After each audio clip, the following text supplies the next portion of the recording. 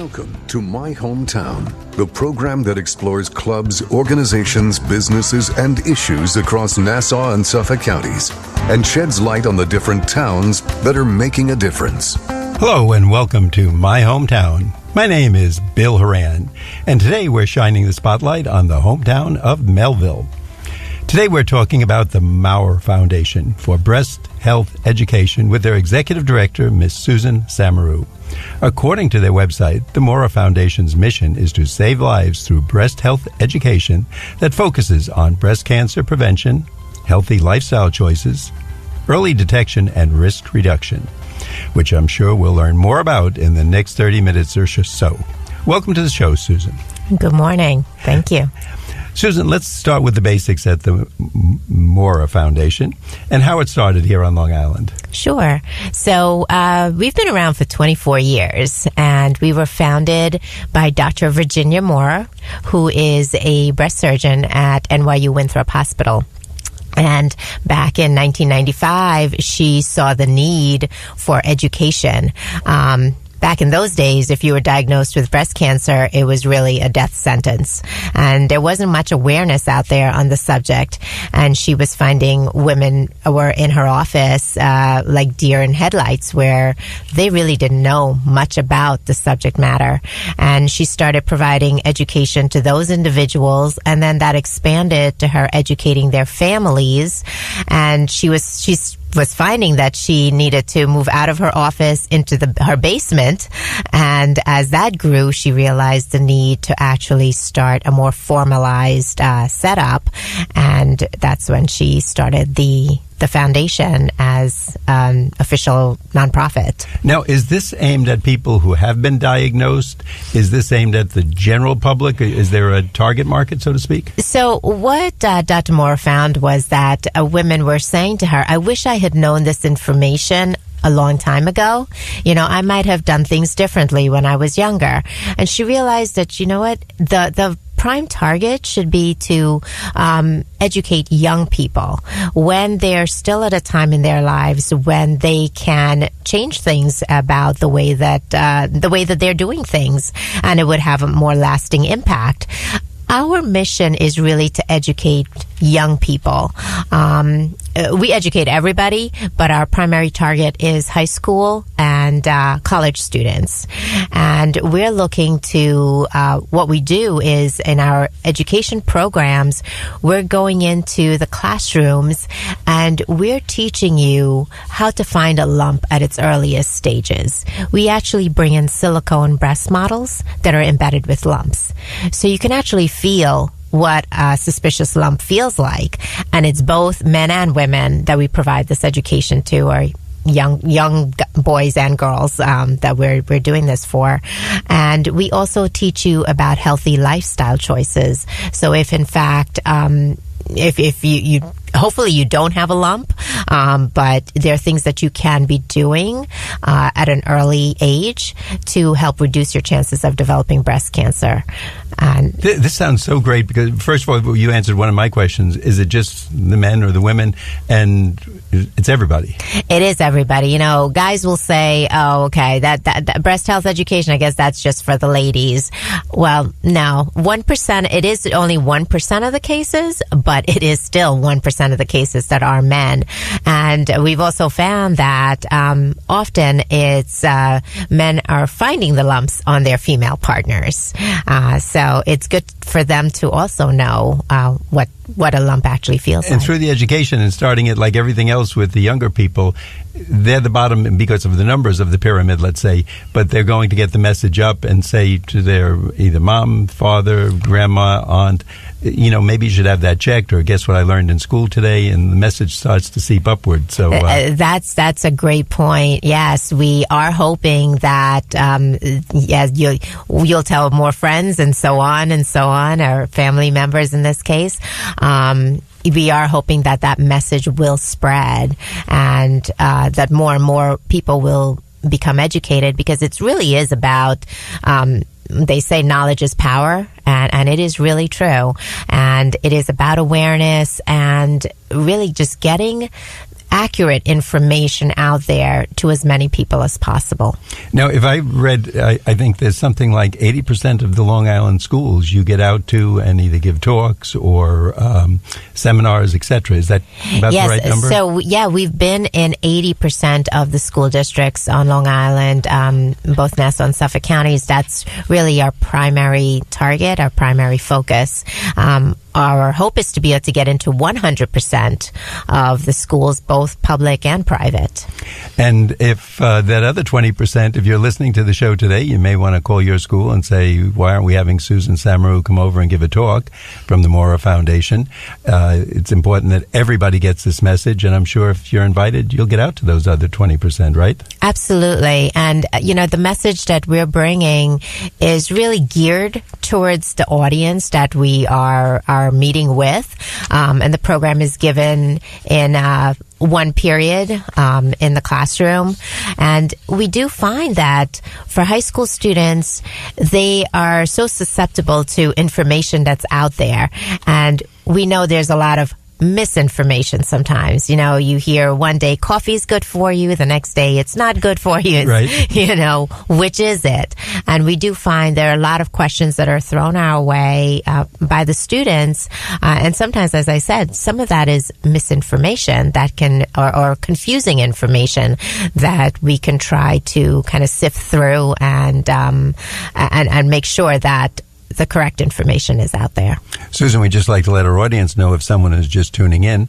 I'm your host, Bill Horan, and you're listening to My Hometown on the voice of Nassau Community College, 90.3 WHBC. Our guest today is Susan Samaroo, the Executive Director of the Maurer Foundation for Breast Health Education.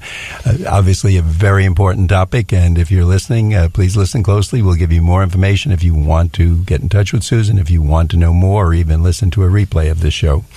Susan, you have something, I think, called the Young Professionals Committee.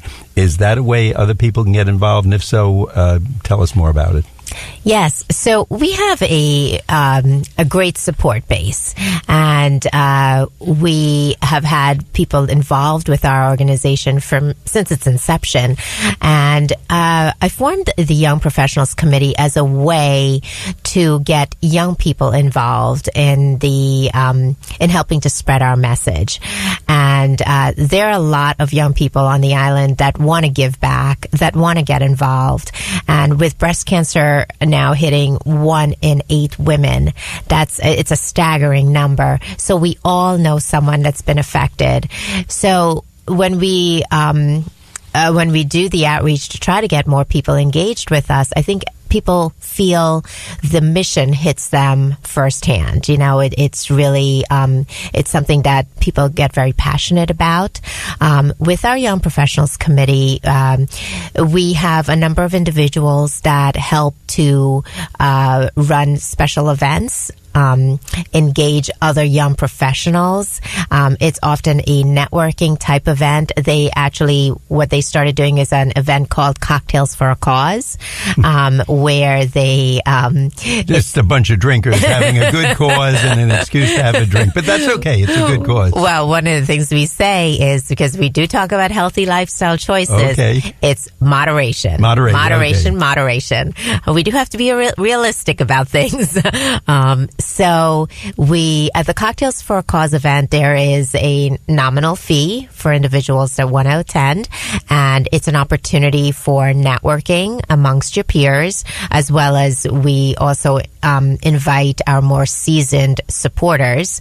So it's an opportunity for the young professionals to engage with the decision makers of companies. And a lot of times we just want a lot of people who are professionals, they really want to give back to their community and help someone. What a great opportunity to do this, also, and to learn, and also network. Maybe just meet a good friend who you play golf or tennis with, or have dinner with some evening. And I think you've got a lot going there. If someone wants to volunteer for your organization, tell us about that. Are the kind of opportunities and the kind of people that you'd be looking for?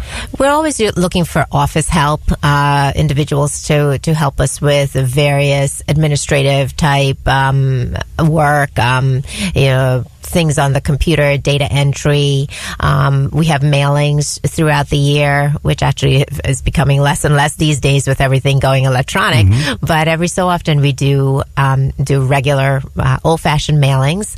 And at our special events, we are also in need of help with things like our registration, selling raffles, things along those lines. So there are a few different opportunities depending on what the individual's time availability might be.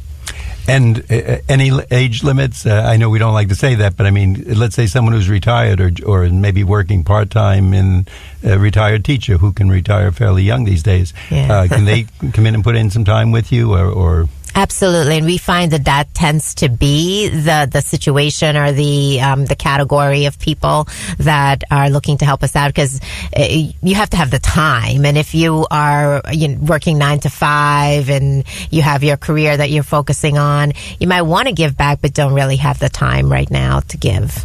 Now, you're a nonprofit organization, so where do you get your funding from? We really are challenged to raise most of our funds ourselves, which can be quite a challenge sometimes. We get a small amount of government funds, but the majority of it comes from our special events. We have a number of events all year long. We have a Pink Diamond Gala in October during Breast Cancer Awareness Month. Now, I've never heard something like that. So what is that? You'd have to tell me. So you've probably heard of just galas in general. Yes. Ours is just a nice name for it, a Pink Diamond Gala. And it is usually in October, where we recognize an honoree who is a philanthropic individual, usually from Long Island, who has done a lot for the community. And it's a nice fundraising opportunity where it's usually a very nice dinner with music, raffles, and just a fun evening. In addition to that, we have a golf outing that usually takes place in May. And our hope is to get a different audience for each of our different fundraising opportunities. And at the golf outing, in addition to a great day of golfing, we also have raffles and those are a lot of fun. Yes. It's a great evening, and we have, if you want to just come for the reception at the end of the golf outing, if you're not a golfer, you can come to the reception alone. We also have a golf clinic for those who want to become golfers. That's what I need, the golf clinic. So we try to have something for everybody so we can get a nice variety of attendees. And one of the other events we have is a motorcycle ride, which... Now, that's unusual. I haven't heard that as a fundraiser too often. So we breast cancer hits everybody, and we want to get our message out to as many people as possible. So we are trying to hit different demographics, people who are coming from different walks of life. So motorcyclists, breast cancer does not discriminate, so it hits everybody. And it's also, when we're doing our special events, we don't want to have to go back to the same people over and over again looking for donations or contributions. So it's a nice way to break it up. That's smart. And I see, the different events that you have, just some of the Golf Classic and probably the motorcycle people are different people. They're probably just people who enjoy that. Nothing wrong with it, but they're different. The Pink Diamond Gala, different events that you have. And like you say, you bring in to the mix different people who have different interests. And sometimes it's a lot of fun to meet those other people because you think they're so different and we're really all the same. And absolutely. And as you said, breast cancer isn't going to discriminate. Correct. We want to find out more about this, but at this point in the show, we want to take a brief break and let the audience know. My name is Bill Horan. Today we're talking about the Maurer Foundation with Susan Samaroo, the Executive Director for Breast Health Education. And you're listening to My Hometown on the voice of Nassau Community College, 90.3 WHPC. 90.3 WHPC reminds you that this year, thousands of adults will finish their high school diplomas. None of them will do it alone. If you're thinking of finishing your high school diploma, you have help. Thousands of free centers across the country are waiting to help you pass your high school equivalency test and finish your diploma. Take the first step towards graduation and find free adult education classes near you at finishyourdiploma.org. That's finishyourdiploma.org. No one gets a diploma alone. Brought to you by the Dollar General Literacy Foundation, the Ad Council, and the Voice of Nassau Community College, 90.3 WHPC. And now we return to My Hometown. Welcome back to My Hometown. I'm Bill Horan. Our special guest today is Susan Samaroo, the Executive Director of the Maurer Foundation for Breast Health Education. And you're listening to us on 90.3 WHPC, the Voice of Nassau Community College. Susan, the Maurer Foundation is, of course, all about breast health awareness. Let's do some education here on the show. What's the latest facts you can tell us about breast cancer awareness? Well, I can tell you that your diet and exercise has a direct correlation with developing breast cancer. I think we all have heard, you need to eat healthy, you need to exercise, but I don't know that everyone knows that there is such a direct correlation between that and breast cancer. One of the things we have that we provide to students when we go into the classrooms is what we call a switch list. We have things that typical young people are eating, or a lot of people are eating, things like bagels for breakfast. We give you the healthy option that you can switch to. We also give you... That means I'm going to have to switch away from bagels? I love bagels too. In moderation. In moderation. I like that word. Yes. Okay, I'll go with that. So that's something we stress with everybody, because sometimes people walk out of our presentation and they think, okay, and no more fatty foods, have to exercise every day, no more alcohol for our adult programs, we really go into that. It's not, we're not saying you cannot do any of those things, but you really need to be very mindful of what you are putting into your body, and everything in moderation. So what can you be doing? We joke with the high school students, we say, when you're pulling up to the mall, you try to find a parking spot that's the closest to the door. Maybe you should just go to that parking spot that's way off to the other side. I actually do that. No, I really do. This way I don't have to fight with, and it's a little more exercise going to the store. So Absolutely. I do that. Yes. Okay, so I get points for that? Yes, you get some points for that. I get an extra bagel, one extra day a week. Maybe we can work that out.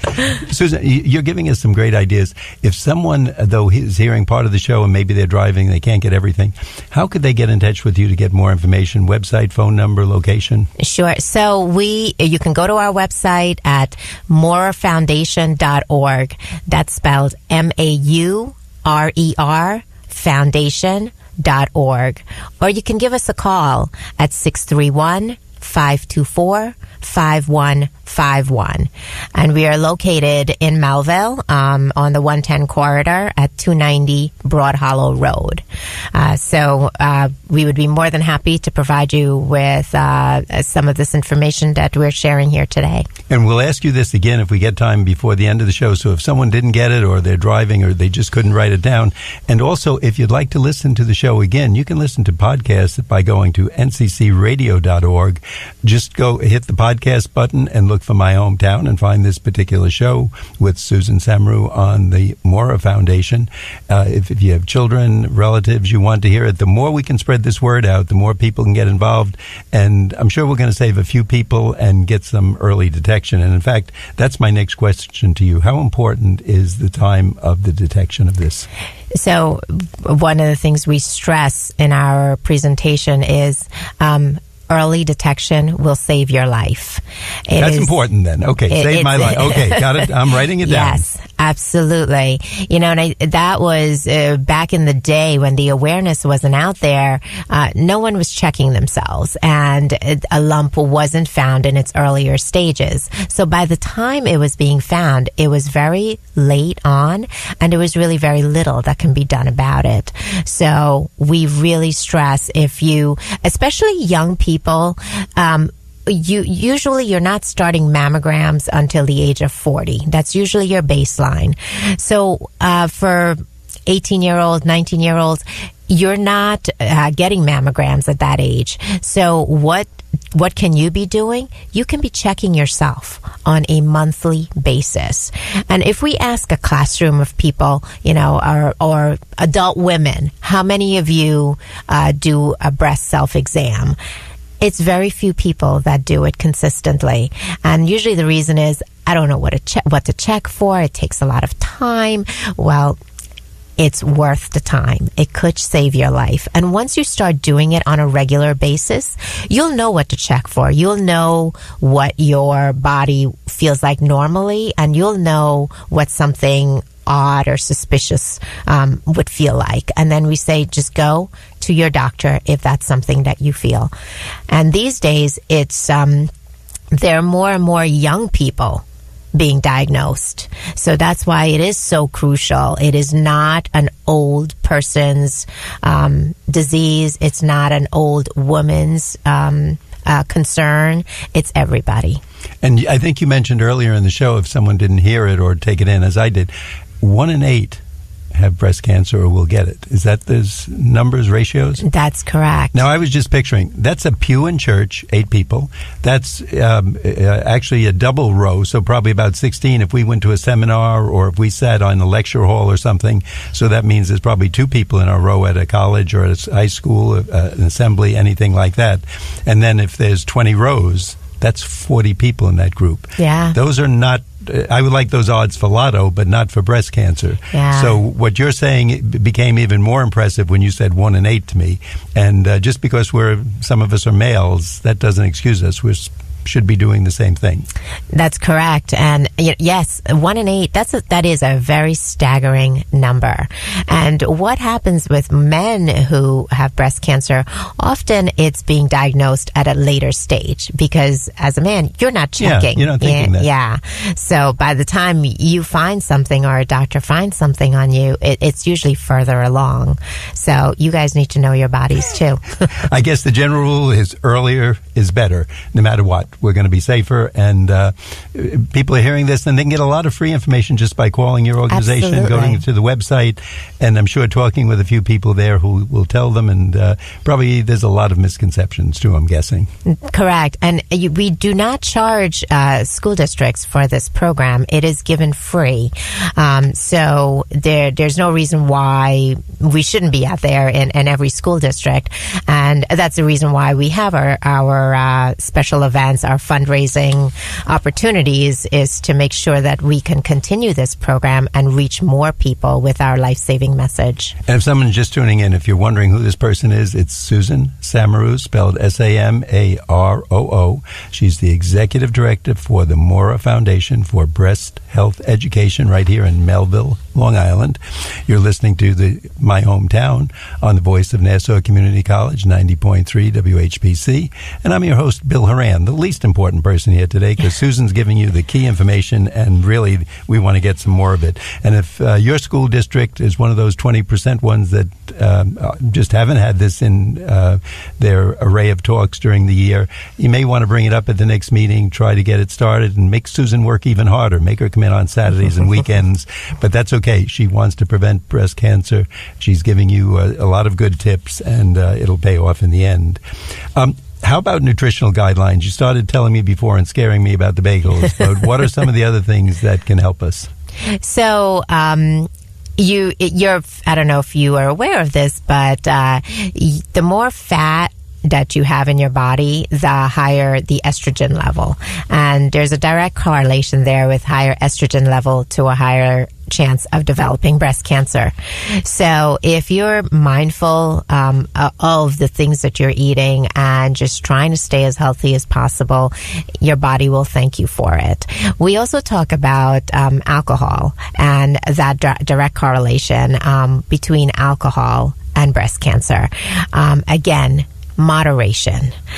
Just keep it light, and it will be in your body's best interest.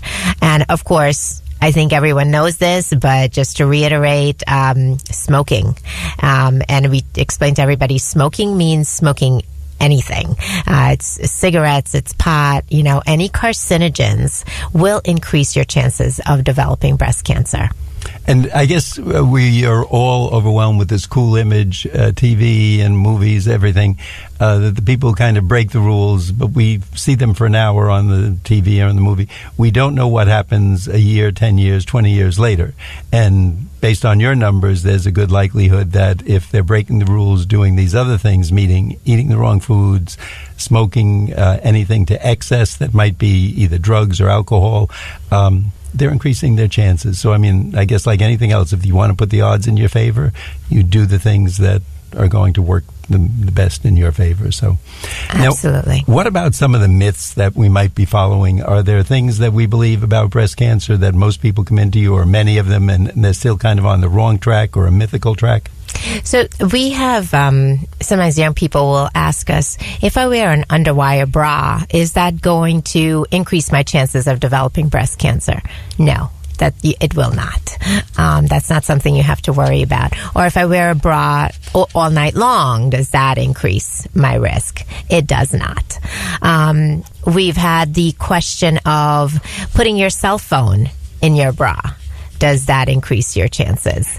I'm living in an alternate universe. I didn't even think of some of these things, and I guess somebody does put their cell phone in their bra.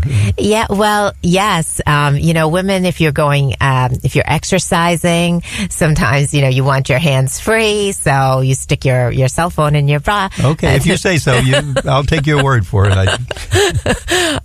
Yes, it does happen. And actually, I think Dr. Oz had a show on several years ago where I think there was, it caused us some confusion as to, I think people interpreted it as a study was done, and it showed that putting your cell phone in your bra will cause breast cancer. It really was not a study that was done. It was one individual person. Okay. But what we say to people is, it just doesn't seem like it would be a good thing to do, right? I think it's very early on for studies that are being done in areas like that. There's no conclusive study on that at this point. But be on the safe side. Don't put it in your bra. Don't do it. You don't have to. There are other places. Get one of those little attachments, or put a belt on, or suspenders, or any place else. I think that'll work. Susan, you've really given us a lot of information. Again, I want our audience to know that so many people tune in, tune out. They get a part of the information. Susan Samaroo, our guest, is the executive director of the Maurer Foundation for Breast Health Education. This is located right in Melville, right here on Long Island. If you're on Long Island, you're close by to it. Susan, please give us some more contact information if someone only caught a part of the show. Sure. So our website address is MAURER Foundation.org. That's MaurerFoundation.org. And our telephone number is 631-524-5151. And if you missed any part of this or want to hear it again, or you didn't get a chance to write it down, just go to nccradio.org. Hit podcasts, and the show is My Hometown, and this episode is with Susan Samaroo, the executive director of the Maurer Foundation for Breast Health Education. Susan, thanks so much for being with us, alerting us to all this today, and maybe we can shake up the other 20% of schools that haven't invited you in for a talk yet. We want to thank you for being here today, and let our audience know that you've been listening to My Hometown on the voice of Nassau Community College, 90.3 WHPC. I'm your host, Bill Horan. Thanks for listening.